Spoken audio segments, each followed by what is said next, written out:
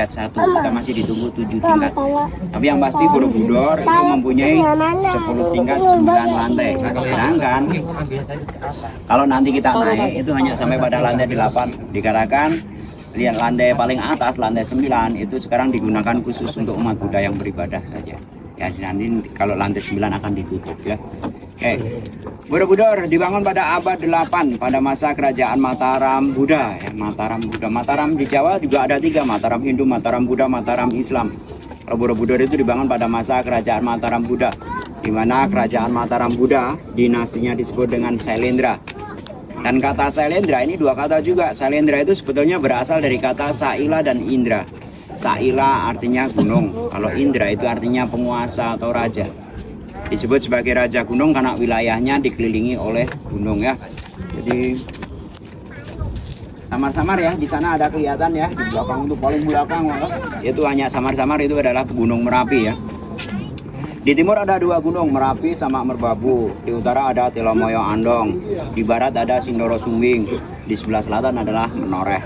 Ya, jadi kalau kita ini dikelilingi di 7 gunung ya, ada di tengah-tengah gunung. Nah, makanya kota di sini ini dinamakan dengan Magelang. Magelang itu dari kata Maha Gelang. Maha itu sangat besar. Gelang adalah lingkaran atau ring.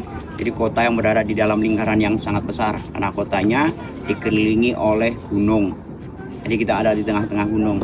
Ya, ada kok kebanyakan orang mengatakan Yogyakarta. Yogyakarta itu di balik gunung itu. Kalau pas di balik gunung, karena gunung itu adalah batas wilayah antara Yogyakarta dengan Magelang. Magelang itu kota tertua kedua di Indonesia setelah kota Palembang ya. Kalau Magelang dengan Yogyakarta itu selisihnya ternyata 900 tahun lebih tua kota Magelang. Jadi antara Magelang dengan Yogyakarta itu tidak ada hubungan secara sejarah. Baik, kita dikelilingi oleh 7 gunung, dan dari 7 gunung tadi ada 4 yang berapi. Yang berapi yang di timur, Merapi, Merbabu. Merapi itu gunung paling aktif nomor 4 di dunia ya. Merapi, Merbabu, terus kalau yang di barat Sindoro sama Sumbing. Ini pada tahun 1006 ya, pernah meletus. Saking dasarnya letusan, Borobudur ini akhirnya terkubur oleh abu vulkanik. Sedangkan gempanya ini mengakibatkan batunya pada jatuh. Barangkali kalau dari tadi melihat Borobudur batunya kurang, patung-patungnya cacat. Nah, ini faktor utamanya adalah karena adanya gempa vulkanik yang terjadi pada tahun 1006. Faktor kedua ya faktor manusia. Ketika pada masa penjajahan belum lahir Undang-Undang Cagar Budaya. Orang kalau naik Borobudur apabila butuh souvenir, biasanya mereka akan penggal kepala patung Buddha untuk dijadikan souvenir. Nah, Borobudur itu terkubur oleh abu vulkanik selama 800 tahun. Ketika pada masa penjajahan Inggris, jadi Jawa kan pernah dijajah oleh Inggris juga ya. Pada tahun 1814, Gubernur Jenderal Thomas Stamford Raffles dia perintahkan 200 pekerja pribumi untuk membersihkan abu vulkanik tadi selama 2 tahun. Jadi 1814 sampai 1816. Kemudian direnovasi yang pertama ketika pada masa penjajahan Belanda tahun 1907 sampai 1911 selama 4 tahun. Yang memimpin renovasi juga orang Belanda yang namanya Theodor van Arp. Tapi hasilnya tidak sempurna, sehingga 60 tahun setelah renovasi tadi Borobudur sudah mulai miring, dindingnya miring, lantainya banyak yang ambles.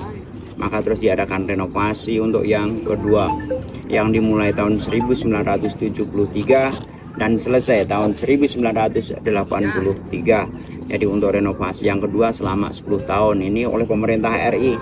Yang memimpin renovasi juga orang Indonesia juga, namanya Theodor van Arp. Maaf ya, namanya Profesor Dr. Sukmono. Kalau Van Arp itu renovator yang pertama. Dalam renovasi yang kedua sudah lahir Undang-Undang Cagar Budaya. Kalau pasal 66 ayat 1 dilarang menambah, mengurangi, merubah bentuk, merubah warna. Jadi batu yang kurang tetap kita pasang kurang, patung-patung yang cacat kita pasang cacat.